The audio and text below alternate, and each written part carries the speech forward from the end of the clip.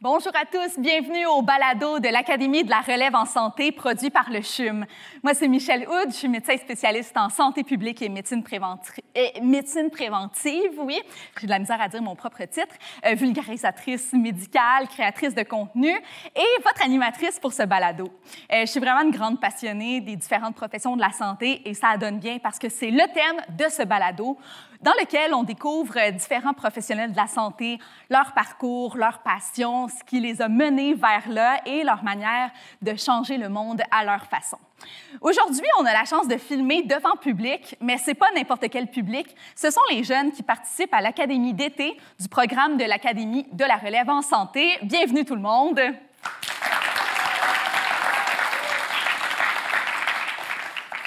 Aujourd'hui, on va découvrir le métier de gériatre, un interniste gériatre et chercheur, c'est-à-dire un médecin qui s'est spécialisé dans la santé des personnes âgées. J'ai bien hâte de vous le présenter. Il va aussi nous parler de comment les différentes technologies et l'intelligence artificielle l'aident à produire des données, finalement, en épidémiologie pour aider ensuite la santé de ses patients. Un domaine très complexe, mais que j'ai bien hâte de découvrir avec vous. Il s'appelle Dr Nguyen et son fun fact, il a été sauveteur au cégep, mais il n'aime pas se baigner. Fun fact, moi aussi j'ai été sauveteur, mais j'aime quand même me baigner. J'aime juste pas la partie casque de bain, surtout à l'époque où j'avais les cheveux longs. Alors accueillons Dr Nguyen.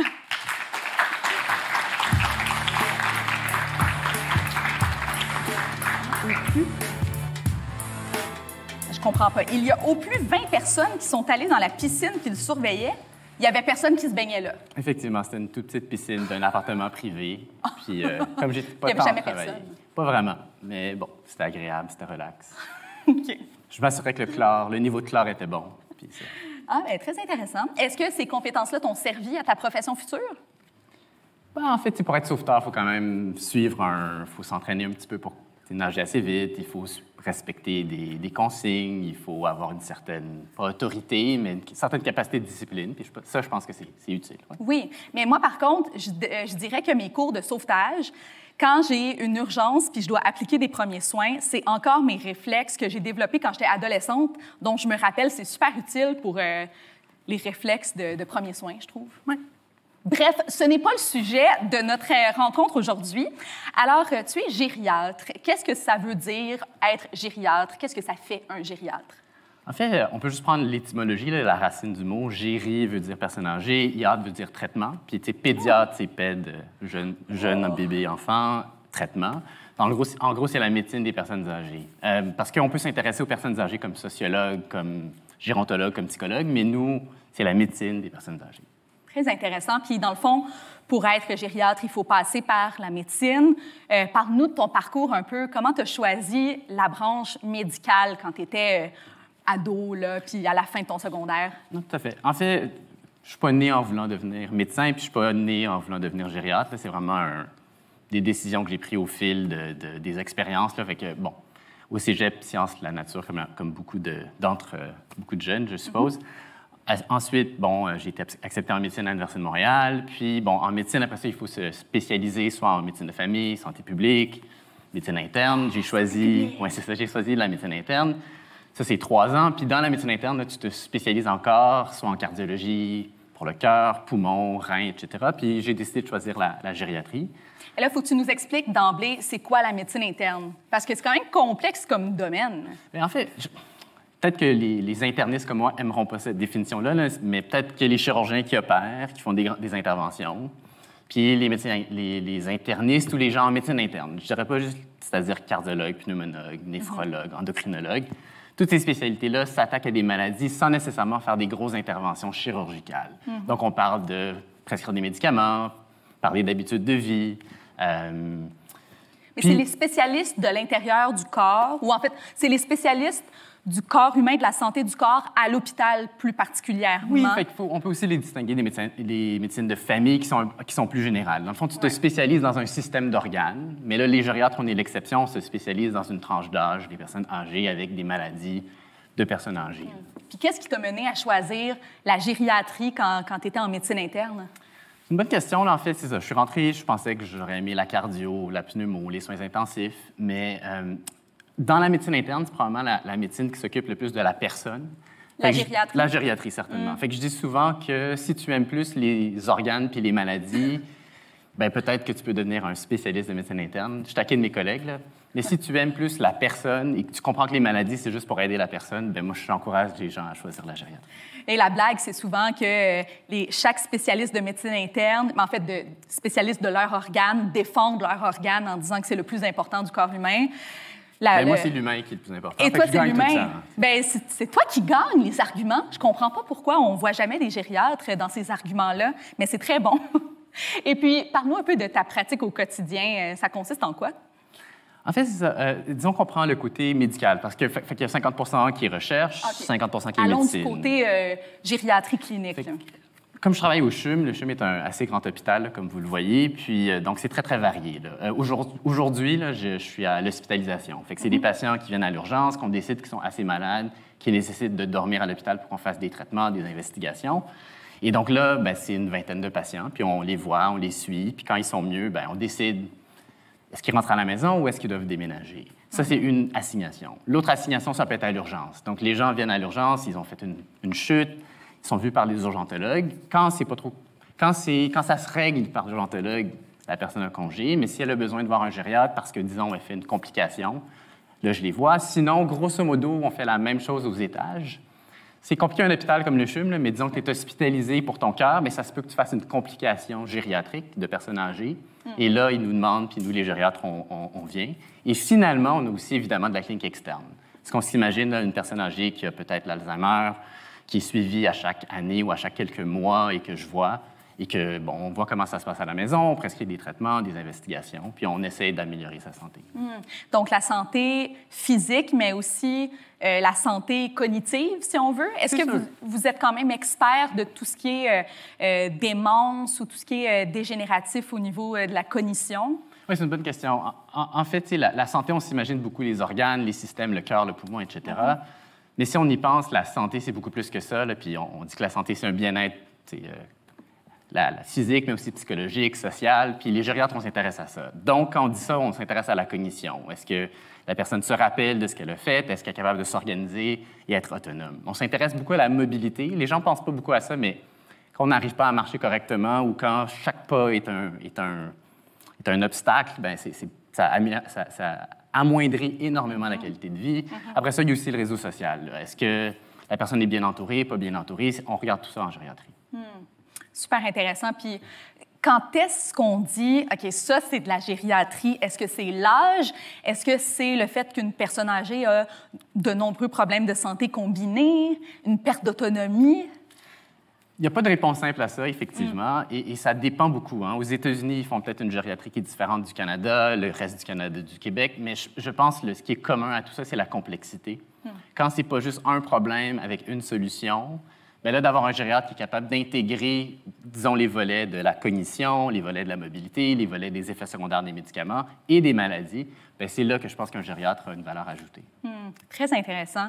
Et si on parle du côté recherche, donc, qu'est-ce qui t'a encouragé à devenir un médecin, un clinicien chercheur? Je dirais qu'il y a deux choses. La première, c'est que la gériatrie, même si on s'intéresse aux personnes âgées, c'est une jeune discipline. Et l'espérance de vie a beaucoup augmenté dans les dernières décennies. Ah, mais c'est vrai, hein? Donc, la première affaire, c'est qu'on ne connaît pas tant sur les personnes âgées. C'est-à-dire qu'on ne sait pas exactement comment bien les traiter, je trouve. Fait que, c'est ce côté-là. L'autre côté, c'est que j'ai toujours aimé... J'aimais bien la médecine, j'aime bien les humains, mais j'aime aussi la recherche et se poser des questions. Fait que j'ai fait une formation en santé publique à Harvard. Après ça, un PhD une maîtrise en santé publique pendant 1 an. Puis après ça, comme je n'avais pas toutes les réponses, je me suis dit, ben pourquoi pas continuer? J'ai fait un PhD à McGill en épidémio. Wow. Puis là, on essaye d'intégrer l'aspect clinique puis l'aspect recherche ensemble. Okay. Mais c'est vraiment... Pour vrai, c'est que... Tu sais, quand on essaie d'aider quelqu'un, puis on a mentionné dans une autre balado, je pense que tu as mentionné, tu veux tout donner à ton patient pour qu'il soit le mieux possible. Bien oui, il y a ce qu'on sait, mais il y a tout ce qu'on ne sait pas. Puis j'ai de la difficulté avec tout ce qu'on ne sait pas. Fait que, essentiellement, c'est pour ça que... Tu essaies de trouver des réponses à ce qu'on ne connaît pas encore. Je pense qu'on peut faire mieux. Comme quoi? Qu'est-ce qu'on ne connaît pas encore que tu essaies de découvrir ou de perfectionner? Tiens, en médecine, les gens ne se rendent pas compte que quand on prescrit un médicament, tout le monde pense que ce médicament-là va faire une différence chez la personne. Mais il est plus précis de dire que sur 100 personnes chez qui on va donner un médicament, il y en a pas mal plus qui vont s'améliorer que pas. Mais là, comment être sûr que la personne que j'ai en face de moi, ça va l'aider? C'est individualiser les connaissances. Tout à fait. Puis en gériatrie, c'est toujours ça. Tu es la personne qui a une longue espérance de vie, ben tu peux la traiter en lui donnant le meilleur traitement, même s'il y a un peu d'effets secondaires, parce qu'elle veut vivre le plus longtemps possible. Ouais. Une personne âgée qui a des problèmes à marcher, disons qu'il y a des problèmes cognitifs ou qui a peut-être une espérance de vie moindre, bien, ça se peut qu'elle ne tolérera pas les mêmes médicaments ou mêmes effets secondaires. Mais comment le faire, pas juste sur le pif de l'expérience clinique, mais de façon un peu objective, scientifique? En gros, c'est ça qu'on essaye de travailler, là, donc personnaliser spécifiquement chez la personne âgée. Wow! Mais comment tu arrives à faire ça? On se parlait un peu avant la balado. Le balado, c'est en compilant des données. Donc, tu prends des données sur plusieurs patients, puis tu essaies de les évaluer. En fait, il y a peut-être deux grands pans, là. Un, c'est que avec les nouvelles technologies puis l'omniprésence de la donnée, au CHUM, on a le grand avantage d'avoir toutes les données dans un lac de données. Qu'est-ce que ça veut dire? Je donne un exemple concret. Là. Tous les signes vitaux, là, la fréquence cardiaque, la température, on a ça entreposé à quelque part.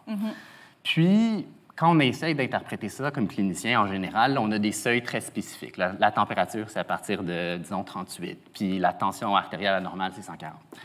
Mais ça, ces températures-là et ces seuils-là sont basés sur des populations plus jeunes. Fait qu'une des façons, c'est d'utiliser l'analyse de données de big data, là, en bon français, avec des modèles d'intelligence artificielle pour dire, bien, peut-être que chez cette personne-là, elle est anormale lorsque la température est un peu plus basse ou lorsque la tension artérielle est un peu plus haute que chez le reste de la population. Puis ça, c'est des méthodes un peu non standards, c'est-à-dire c'est développé, c'est grâce aux avancées d'intelligence artificielle des dernières années qu'on peut se permettre de se poser ces questions-là. Mais l'intelligence artificielle te sert à quoi précisément là-dedans? À traiter une grande quantité de données, à faire des prédictions, des choses comme ça? Oui, bien en fait, l'intelligence artificielle, en gros, permet de traiter peut-être une plus grande masse de données avec plus de finesse que les méthodes statistiques standards où on essaye de prendre, disons, la moyenne d'un grand groupe. Plus concrètement, là, si on me demande, bon, qu'est-ce que l'IA fait dans la recherche, juste un peu comme tout le monde ici, je suppose, ça nous aide à faire de la recherche bibliographique. Je cherche des articles qui ont été publiés, ce que d'autres ont fait avant moi. Bien, les modèles larges de langue comme ChatGPT, Copilot et compagnie sont très, très bons à m'aider. Après ça, l'aspect analytique, là, on en parlait un peu rapidement, là, mais en gros, si on essaie de voir la relation entre 15 variables, puis, disons, la cognition, la mortalité, fut un temps où on pouvait le faire d'une façon disons, simple. Puis là, l'IA nous permet d'être beaucoup plus fin, d'être beaucoup plus précis. Donc, c'est quoi le lien entre, disons, le poids, l'âge, le statut socio-économique, différentes variables comme ça, et ce que tu étudies? Exactement. Puis c'est une façon d'intégrer ça de façon plus flexible et, disons, fine, personnalisable que les modèles qu'on utilise avant. Fascinant. Bien, j'ai découvert plein de liens entre ce que tu fais et ce que je fais en santé publique, dont le fait qu'on joue avec des données pour mieux comprendre la santé des gens. Mais je viens de comprendre qu'en santé publique, nous, généralement, on essaye d'enlever du travail aux médecins parce qu'on essaye d'éviter des maladies. Mais en santé publique, on vous donne du travail à vous, les gériatres, entre autres, parce qu'on contribue à augmenter l'espérance de vie, c'est-à-dire que les gens vivent beaucoup plus longtemps et donc on découvre une nouvelle profession que toi, tu investis. Ça m'a comme ouvert une bulle là, dans mon cerveau. C'est vraiment très intéressant. Mais pour terminer, est-ce que tu aurais un conseil à donner aux jeunes qui voudraient s'en aller dans le domaine de la médecine ou de l'aide aux personnes âgées ou de n'importe quel domaine de la santé auprès des aînés? Moi, si j'avais un conseil, puis je suis sûr que je suis pas le premier à le dire, là, mais c'est cette caractéristique ou cette compétence essentielle qui est l'empathie.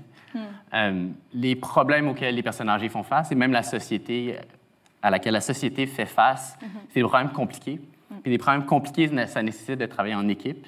Puis pour travailler en équipe, il faut être capable de comprendre ce que l'autre personne en face de nous sait et ne sait pas. Puis ça s'applique autant avec mon équipe interdisciplinaire, là, les ergothérapeutes, les physiothérapeutes, les infirmières. Ça s'applique en recherche quand je travaille avec des statisticiens ou des gens encore très, très bons en intelligence artificielle. Puis ça s'applique évidemment quand tu vois le patient. C'est-à-dire, le patient, il peut dire quelque chose, mais si tu ne comprends pas ce qu'il vit, tu as beaucoup plus de difficultés à l'aider. Puis je finirais avec les proches aidants. Quand on est gériatre, on n'aide pas juste la personne en face de nous, on aide ses proches. Puis pour comprendre les proches, il faut avoir de l'empathie. Tellement. Puis avoir de l'empathie, c'est pas juste de la science, c'est les sciences humaines, c'est la littérature, c'est tout ça. Fait que je rêve, là, mais c'est mon conseil On qui est rêve bon ensemble, toi et moi, mais c'est vrai que j'ai rarement vu une aussi belle collaboration entre différents professionnels et une collaboration avec le patient et ses proches qu'en gériatrie. C'est important que tu le nommes. Eh bien, merci beaucoup, Dr. Nguyen. Comme tu sais, on est devant le public aujourd'hui, alors j'aimerais savoir si quelqu'un a une question pour Dr. Nguyen. Oui, tu peux te présenter. Bonjour, je m'appelle Noémie Beauchamp et je voulais savoir quelle découverte vous a peut-être rendu le plus fier ou vous a plus fasciné. Merci beaucoup. Oh, j'adore. Je vais te donner la réponse honnête, mais ça veut dire qu'elle est un peu compliquée. La réponse honnête, c'est on dit tout le temps que les personnes âgées sont compliquées, puis on dit qu'elles sont hétérogènes. Okay? C'est-à-dire que tu prends des personnes de 85 ans, elles sont plus différentes que de prendre des gens de 15 ans que tu compares. Puis c'est peut-être vrai, c'est peut-être pas vrai. Puis en fait, une de nos études, c'était de prouver que c'était vrai, mais en même temps, ça dépend de ce que tu mesures. Je pense que si tu mesures des affaires comme est-ce que la cognition des personnes âgées est différente à 85 ans, elle est plus différente que la cognition des personnes de 15 ans. Mais si après ça, tu mesures, là, j'invente, je ne connais pas les 15 ans aussi bien que toi aux 15-17 ans, mais les préférences musicales des personnes de 15-17 ans seraient probablement plus différentes que les préférences musicales des 85. Fait en gros, ça dépend un peu de ce que tu mesures. Mais pour répondre à ta question simplement, c'était de prouver que les personnes âgées, d'une façon objective, étaient plus différentes que les personnes jeunes. Wow! Fascinant. Puis ça te sert en clinique pour développer, mettons, plus d'individualisation des soins? Parce que je prétends qu'on peut personnaliser chez la personne âgée, mais s'il n'y a pas de variation supplémentaire, si les personnes âgées ne sont pas plus différentes, comment tu peux personnaliser? Fait qu'il faut prouver qu'il y a une différence. La prochaine étape, c'est que cette différence-là a un impact sur les soins. Oui. Ah, super intéressant. Est-ce que quelqu'un d'autre aurait une question? Oui. Donc, bonjour, je m'appelle Sava et j'aimerais savoir, c'est quoi le sujet de la recherche sur laquelle vous travaillez en ce moment? En fait, je vais prendre un des sujets, parce que c'est peut-être celui le plus facile à expliquer, mais vous savez, quand on vient à l'hôpital, on a des signes vitaux, encore des signes vitaux. Puis les signes vitaux qu'on a sont la température, fait que pour la fièvre, pour les infections. Il y a la tension artérielle. Quand elle est basse, souvent les gens rentrent en choc, fait qu'ils sont à risque d'avoir un dysfonctionnement des organes. Puis, en fait, ça, c'est des signes vitaux bien établis qu'on utilise tout le temps puis que tout le monde trouve important. J'aimerais qu'il y ait un nouveau signe vital qui soit important, c'est celui de la mobilité. Les personnes âgées, quand elles viennent à l'hôpital, surtout celles que moi je vois, elles perdent énormément de mobilité. Puis, contrairement à vous, elles ne seraient pas capables de me le dire. Elles ne vont pas dire hey, « aujourd'hui, j'arrive pas à marcher ». Elles vont juste pas marcher, puis comme elles ont des troubles cognitifs, on ne le sait pas. Fait qu'on a reçu pas mal de fonds pour essayer de développer un marqueur de la mobilité qu'on aurait en continu, puis qu'à chaque jour, je pourrais suivre puis voir les fluctuations. Les soins. Exactement. Fait que là, si on sait que ça baisse, bien, on pourrait se dire il faut que j'investigue, il faudrait que je trouve pourquoi elle a baissé. Puis si elle s'améliore, je peux m'encourager en disant que je fais la bonne affaire. Fait que c'est un exemple de projet sur lequel on travaille, là, avec de l'IA. C'est un bel exemple de comment la recherche peut servir à la clinique et au bien-être, finalement, des patients. Ouais. Bien, merci, Dr. Nguyen, pour ces réponses très éclairantes. Et j'espère qu'il te reste un peu d'énergie parce qu'on arrive à notre section Top Chrono Santé. Et c'est pas pour mettre la pression, mais la personne qui était juste avant toi a réussi à répondre à toutes les questions. C'était la première. Seigneur, mais je pense qu'il y en a plus pour toi, là, c'est ça. Je pense pas que je suis capable de lire assez vite pour toutes les passer, mais on va essayer. Alors, tu réponds par oui ou par non aux plus de questions en 1 minute. C'est parti dans 3, 2, 1. Est-ce que tu passes toute la journée en laboratoire de recherche? Non. Faut-il aimer lire pour faire de la recherche? Oui. Doit-on savoir parler en anglais pour faire de la recherche? Idéalement. La gériatrie a-t-elle toujours été ton premier choix de spécialisation? Non. Les chercheurs trouvent-ils toujours des résultats? Non. Tes recherches ont-elles déjà modifié des pratiques sur le terrain? Pas encore. Bien accompagner le vieillissement dans notre société, est-ce un défi? Oui. Devrait-on avoir peur de vieillir? Non. Selon toi, l'intelligence artificielle pourra-t-elle un jour remplacer l'humain dans la recherche? Jamais de la vie. Travailles-tu avec d'autres professionnels de la santé pour tester de nouveaux traitements? Oui. Est-ce que c'est utile d'avoir des connaissances en informatique ou en programmation pour faire de la recherche en IA? Oui. Analyses-tu les signes vitaux avec l'IA pour détecter la fragilité des aînés? Oui. Serais-tu prêt à laisser un IA écrire un article scientifique à ta place? Non. Un chercheur peut-il changer de champ d'expertise en cours de carrière? Oui. Collabores-tu régulièrement avec des chercheurs à l'international? Oui. Pourrais-tu passer une semaine sans Wi-Fi? Oui. Encadres-tu des étudiants ou des jeunes chercheurs? Oui. L'IA peut-elle aider à repérer tôt des signes de perte de mémoire chez les patients? On travaille à ça. Ouh, intéressant. Bien, merci. Je pense que tu as quand même très bien fait avec 18 questions. Félicitations. Merci.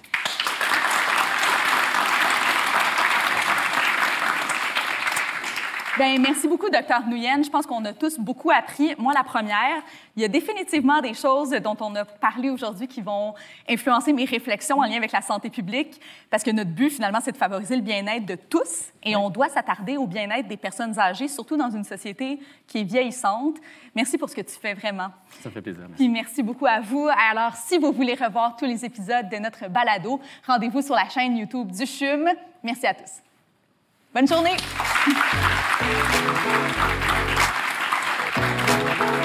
Merci bien.